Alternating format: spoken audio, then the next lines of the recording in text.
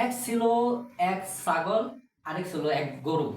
তারা দুজন মামা ভাগিনা, বুঝছেনই তো মামা ভাগিনা কি একটা মিল মহব্বত। আর ওইদিকে ছিল বাকি দুইজন, শিয়াল পণ্ডিত আর তার গরু ভাগ। তারাও দুজন মামা ভাগিনা। তো একদিন ছাগলের মা বাচ্চাকে শাসন করে বলতেছে,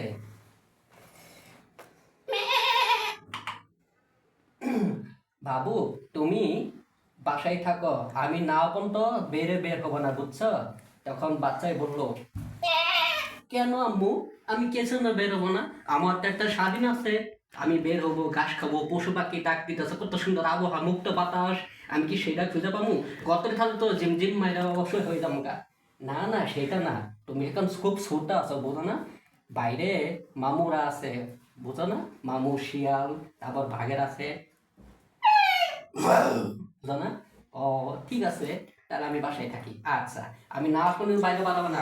আচ্ছা, তখন মনে করেন বাচ্চাটাই বলতেছে, না আর ভাল লাগে না, মায়ের তো অনুমতি দিছে, কিন্তু আমার অনুমতি তো মন চাইতেছে না। বাইরে কি সুন্দর মুক্তা হাওয়া বাতাস, কি সুন্দর, যদি একটু বাড়াইতে পারি সবার সঙ্গে মিলমিশে থাকতে পারবো, যাই একটু বাইরে বাড়াই। কিন্তু এদিকে তো কারোই দেখি না, জায়গাটা নিজম নাকে একা একা ভয় করতেছে আবার। তবে মা একটা শিক্ষা দিছে, ভয়কে জয় করতে হবে, সবসময় ভীতু হন যাবে না, তাহলে বড়রা তোমাদের পায়ে ধরবে না, নিরোহী, সাহস করে রাখবা। তা আমি আজকে বের হবই, যা আছে কপালে, যাও আমার কবনি। পরে হঠাৎ করে ছাগলটা বের হয়েছে, ওই দিক দিয়ে দেখে যে অন্ধকার হয়ে গেছে গা। একটা গরু ঘাস খাইতেছে, তে গরুর সামনে যাইতেছে, আচ্ছা গরু ভাই, তুমি যে ঘাস খাইতেছ, তোমার মুখ যে এত বড়, তুমি কি আমার মায়ের সমান? কি ভাবো, তুমি কি কইতেছ? উম, আমি যত বড় তোমার মাথা তত বড় না, আমি ঘাস খাই এক বস্তা আর পানি খাই এক সারি, বুঝছো?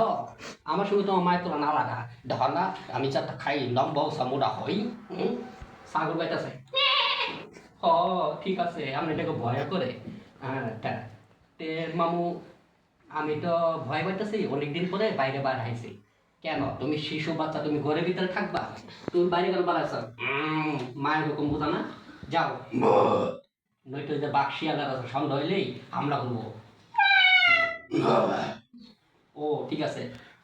পরে বাসায় যাই দেখে তার গর্ত হারিয়ে ফেলাইছে। তে আরেকটা সময় একটা সুন্দর গর্ত পাইছে, ওইখানে যায় ঠুক করে বসে, ঠিক সুন্দর করে হাইটা দিতে চায় এইভাবে,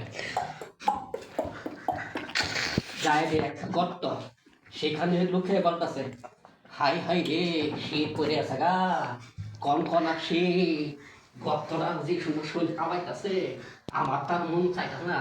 মায়ে কছিল ঠিকই, বড়দের কথা অমান্য করলে এই দশাই হয়, কিন্তু